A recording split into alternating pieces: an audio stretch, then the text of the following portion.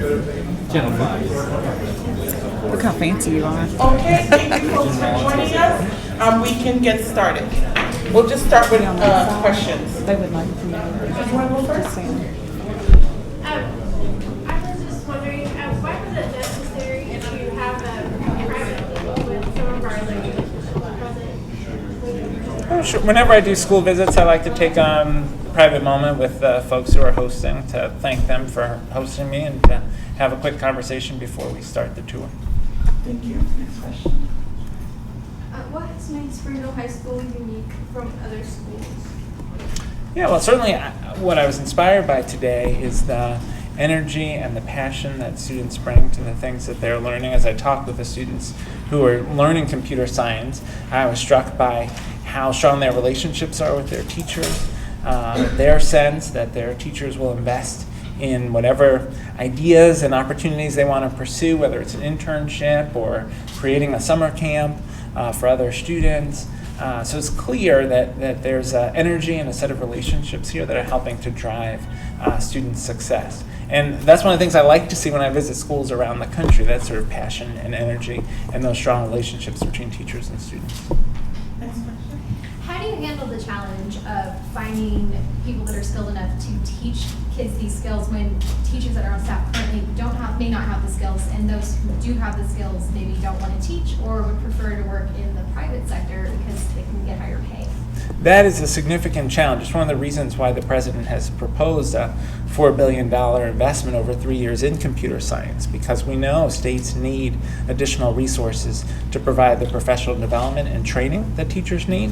One thing that Arkansas has done as a state, when Arkansas committed to make computer science available in high school, they also committed resources to create training opportunities for teachers. That's critical. So we have our current workforce that can get better preparation and support so that they can teach computer science.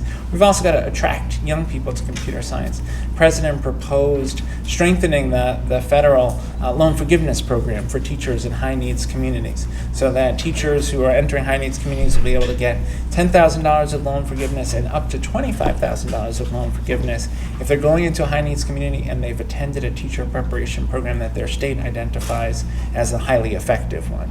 So we think it's important both to focus on the pipeline as well as the development of current teachers. In the panel, there was a strong focus on computer science and coding.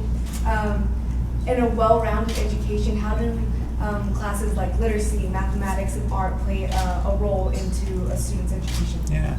So just yesterday I was at the Las Vegas Academy for the Arts talking about the importance of a well-rounded education.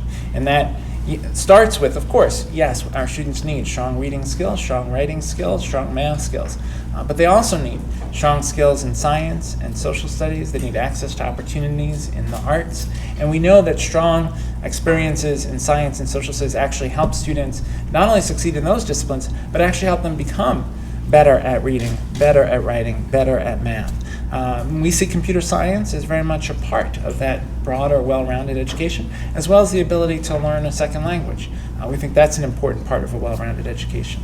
The new Every Student Succeeds Act, the new federal education law that replaced No Child Left Behind, creates new flexibility for states in broadening the definition of an excellent education. And I look forward to states like Arkansas seizing this opportunity to broaden that definition. In regards to all the other classes that students have to take, like just in school, why would you say computer science class education is important?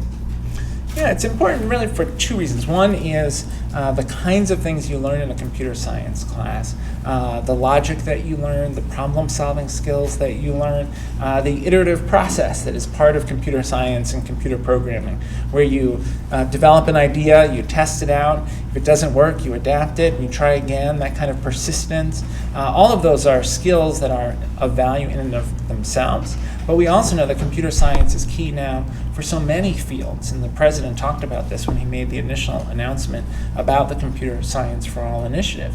And we know computer science is now very much a part of the medical field. Computer science is very much a part of advanced manufacturing. Computer science is very much a part of your car that you drive and repairing that car, right? So computer science is now not just about the field of high-tech jobs. It's really fundamental to so many areas of American life.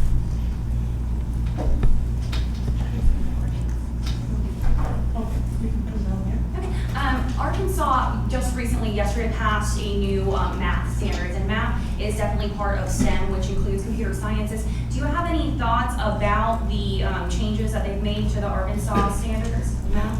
Yeah, I wouldn't want to comment specifically on Arkansas standards. Our view of standards are very much the province of states to determine. That said, one of the strengths of the Every Student Succeeds Act is that it commits all states to adopt standards that will ensure when students graduate from high school, they graduate ready to succeed in credit-bearing coursework in college or in post-secondary career training. And one of the challenges we've seen across the country is too many of our students graduate from high school and then end up in remedial courses when they get to college. And those remedial courses, remediation is really a euphemism. It means high school, right? They're getting to college, but they're being told you've got to go down the hall to the high school class and pay college prices for a high school class. It's so important that states develop high standards that ensure college and career readiness. And that's the framework in which the people of Arkansas should evaluate the state's new standards. ¿Por qué cree que es importante promover la educación integral y específicamente en Springdale High School? Sí, lo siento que no puedo hablar perfectamente bien en español, pero quiero decir que es muy importante que los estudiantes tienen la oportunidad de aprender ciencia en computadora, porque es importante para tener éxito en la universidad y también en el trabajo después de secundaria. Aquí en Springdale hay un trabajo junto de toda la comunidad, dar oportunidades a los estudiantes en sus estudios en inglés y matemática y otras lenguas y ciencias sociales y también en ciencia en computadora.